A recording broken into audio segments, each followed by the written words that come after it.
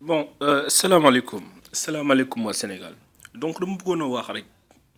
ci actualité sénégalaise bi notamment le cas Assane Diouf et le régime actuel débat yi am yëpp donc dama bëggoon a wax rek ne Assane Diouf li mu def deful dara et li mu def dafa nekk lu nga xamante ni dafa normal dafa normal. Il faut ñun dañu am Afrique il faut ñu jël sunu il faut ñu secouer la tête de nos dirigeants parce que mënuñu continuer nii di leen raay di continuer di nekk la paillasson de l'humanité jusqu'à quand mënut a continuer jusqu'à quand il faut que ñu secouer seeni bopp il faut africains yi taxaw laaj leen ay compte parce que mënuñu continuer nii.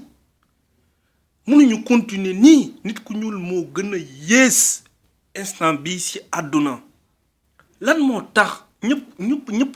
xeeb ñu ñëpp xeeb ñu même indo bu jógee fële sax ñuul kukku day xeeb africain parce que moom day foog ne sax moom ñuul na mais moo gën a tane africain bi américain bu noir bi tamit dañuy xeeb parce que day gis ne moom moo ñu supérieur bëggul sax ku koy fàttali ne Afrique la jógee ci ñu ci bëri bokk loolu lan moo tax. li tax mooy dañu dellu ginnaaw dañu tardé dañu sous-développé dañu ndóol et donc pour loolu pour mu changer il faut que ñu secouer suñu dirigeants yi il faut que ñu wax leen li ñu bëgg il faut que ñu def li ñu bëgg il faut que ñu bàyyi di ñu jàpp comme ay cons di ñu traiter comme ay singes il faut jeunesse bi taxaw yeewu et heureusement et de bonne guerre maa ngi gis de plus en plus ci Sénégal ci réseaux sociaux yi ñëpp jeunes yëpp taxaw di laaj ay compte mënuñu continuer nii ñun damay joxe benn exemple Sénégal instant yi on a découvert des ressources économiques des ressources minières mais ressources yi avant muy génn yaa ngi dégg ñuy joxe ay licence ay Total yaa ngi dégg lu nekk mais njëriñ ay dëkk boo xamante ne am nga ay ressources africains yi rek ñooy am dëkk yoo xamante ne dafay riche te du leen jëriñ dara Norvège Gabon moo ko gën a riche Norvège aujourd'hui mooy dëkk bi nga xamante ne ci àdduna bi moo gën a baax ci dëkk yi gën a baax niveau de vie la bokk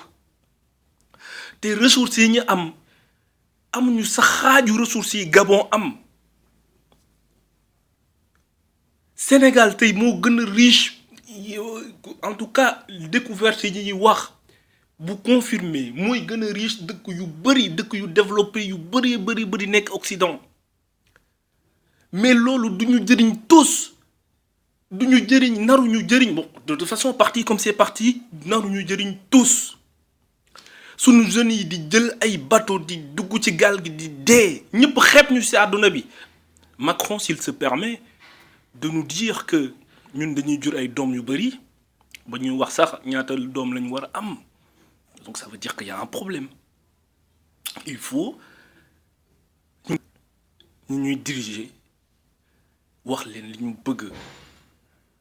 donner leen des wax leen on doit les secouer. Assane Diouf man je l'en félicite parce qu'il a donné malgré on n'est pas d'accord avec moom parfois mais c'est sa méthode quoi qu'il en soit moom c'est sa méthode moom foofu la xolam toll dafa taxaw gis ne da leen a war a daggal comme ni mu koy waxee mu daggal leen ñeneen ñi nga xamante ne dañu gis ne ñeneen neneen lañu war a xeexee ñu xeexee noonu mais on se retrouve autour de l'essentiel et l'essentiel c'est qu'on ne doit pas continuer à être